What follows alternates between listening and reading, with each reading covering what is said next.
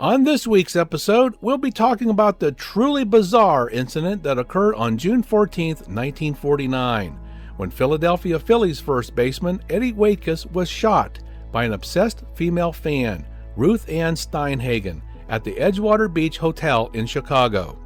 We'll tell you about Eddie's career leading up to that day, as well as details of the shooting event itself. We'll then share with you his miraculous recovery and return to baseball that later inspired the novel and movie The Natural. So keep it right here. You won't want to miss a moment of this most interesting story. Right here on History and Relics.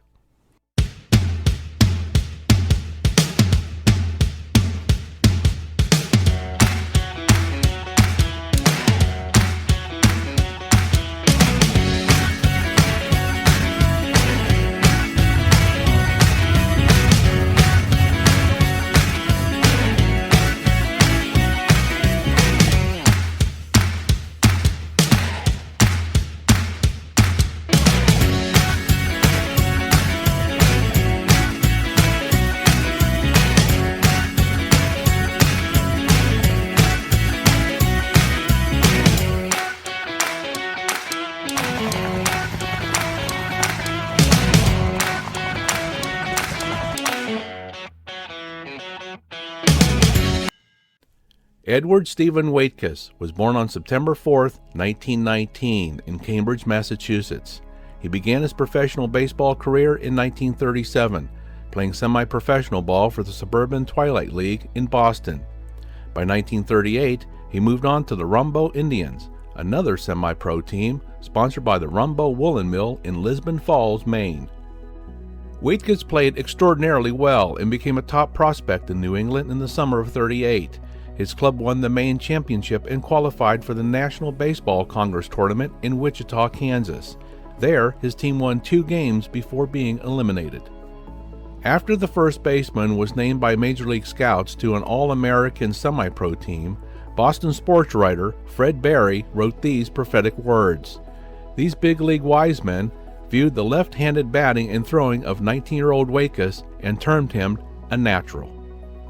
Ralph Wheeler, the high school sports editor for the Boston Herald, had some great connections with the Chicago Cubs and arranged for Waitkus to work out for manager Gabby Harnett. That workout occurred on Chicago's last trip to Boston to play the Bees and led to a contract and a $2,500 bonus from the Cubs. Waitkus was assigned to the Class B 3I League Moline Plowboys for the 1939 season. Waitkus hit .326 while with the Plowboys, which earned him a promotion to the Tulsa Oilers, Class A Texas League for 1940, where he hit .303 in 162 games and led the league with 192 hits. Eddie debuted in the major leagues with the Chicago Cubs in April 1941 and was their starting first baseman. Eddie had a good start but soon struggled and was sent back to Tulsa, where he finished out the season. But he bounced back in 1942 and the Cubs assigned him to the Los Angeles Angels of the Pacific Coast League, where he batted .336 and finished near the top of the league in batting average and led the league with 235 hits. Eddie would also soon be called the Fred Astaire of first baseman. Waitkus also got a taste of Hollywood during his year with the Angels, as he appeared in several action scenes, batting and at first base during the filming of Pride of the Yankees in 1942. The movie's producers thought that Eddie's swing and fielding more resembled Lou Gehrig's than did Gary Cooper's. With the breakout of World War II, Eddie and many other major leaguers' baseball careers would be placed on hold.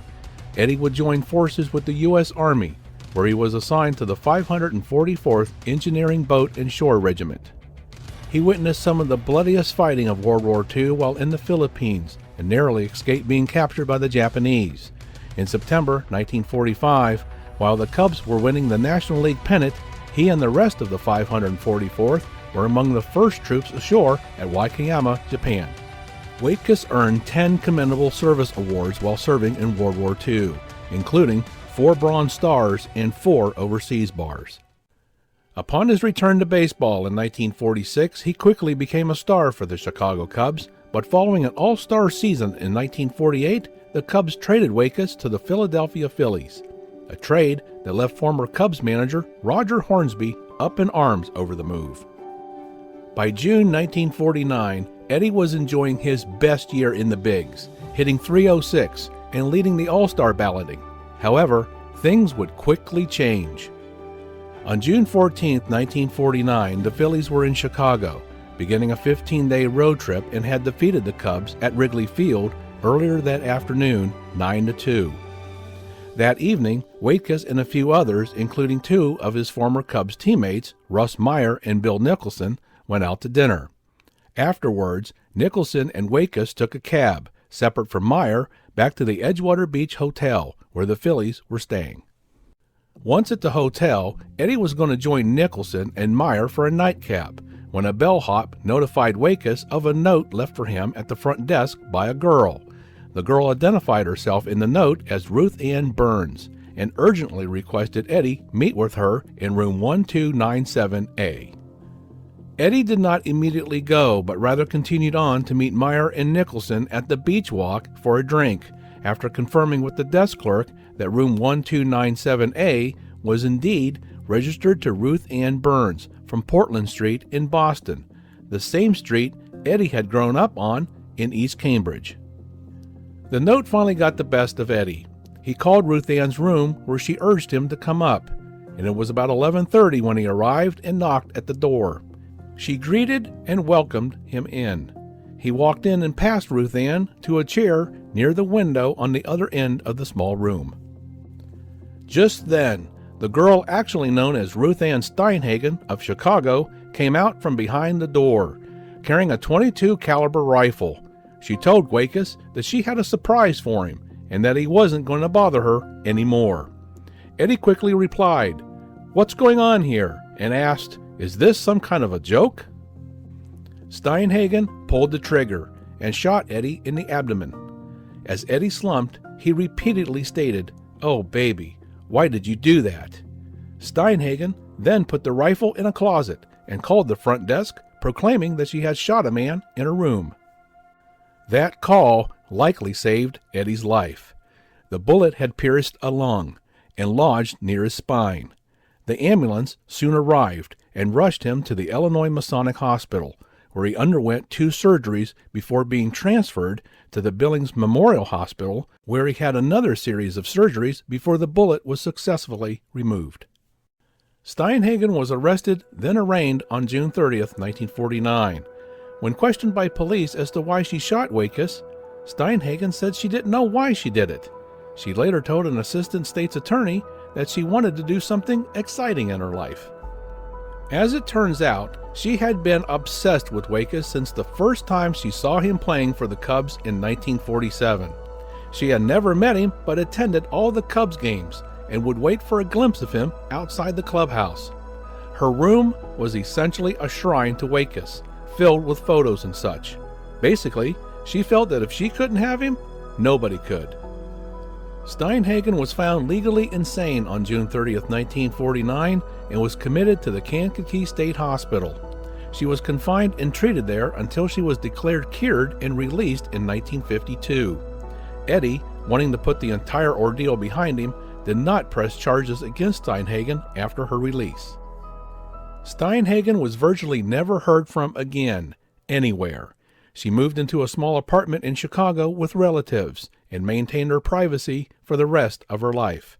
She died at the age of 83 on December 29, 2012. Eddie's recovery, while long and arduous, was nothing short of miraculous. After spending a month in the hospital, he returned to Philadelphia on July 17, 1949, but did not play for the remainder of the '49 season. In mid-August, Welcome Eddie Waitkus Night at Shibe Park was held, where Eddie, in full uniform, was greeted by more than 20,000 adoring fans who gave him a standing ovation.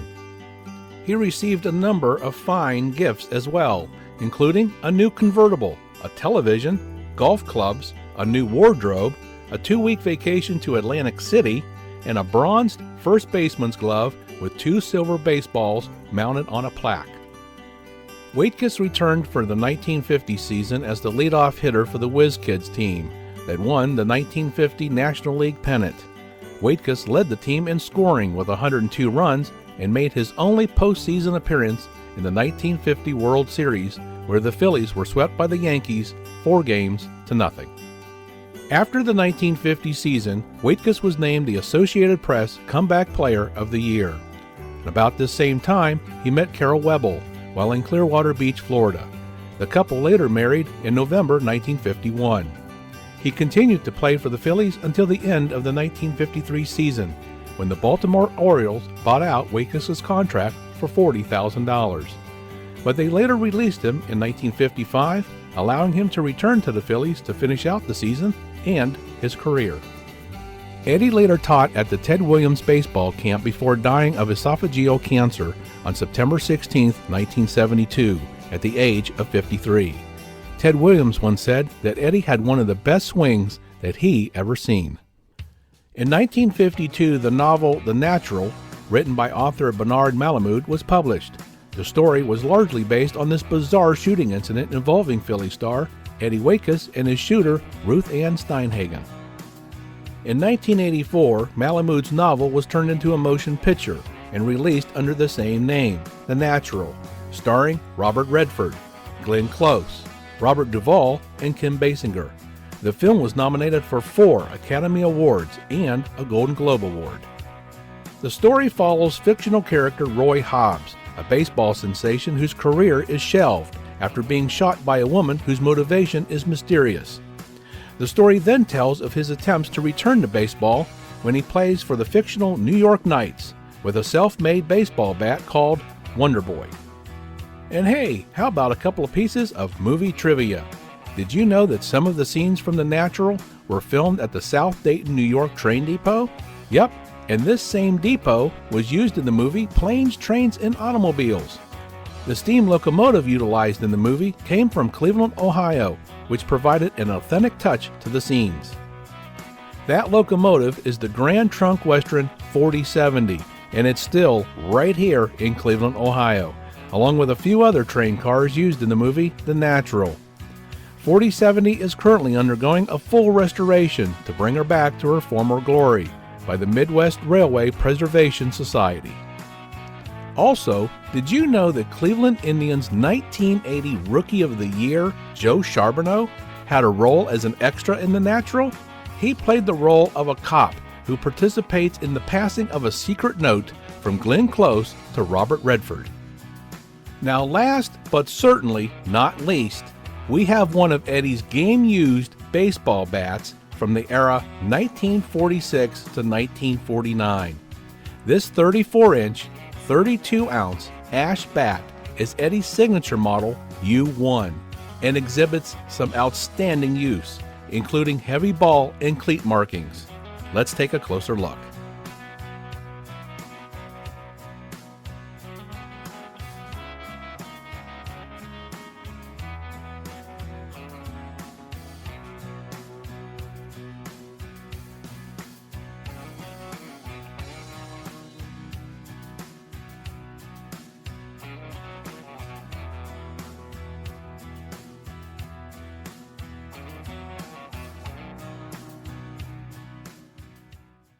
Thank you for joining us today. We hope you enjoyed our program. If you like our content, we ask that you give us a thumbs up, a like, share with your friends, subscribe to our channel, and ring that notification bell so you always know when our new content is published. And all of this costs nothing, but means a lot to us and keeps us growing. You may also leave us a tip if you choose. The address is provided here on your screen, and a link is provided in the description area below. So until next time, everyone, this one is history. Hey, and be sure to check out our eBay store under ID, History and Relics. We're now featuring channel merchandise, starting with our new logo magnet. They're only $5.50, and net proceeds go towards supporting our channel.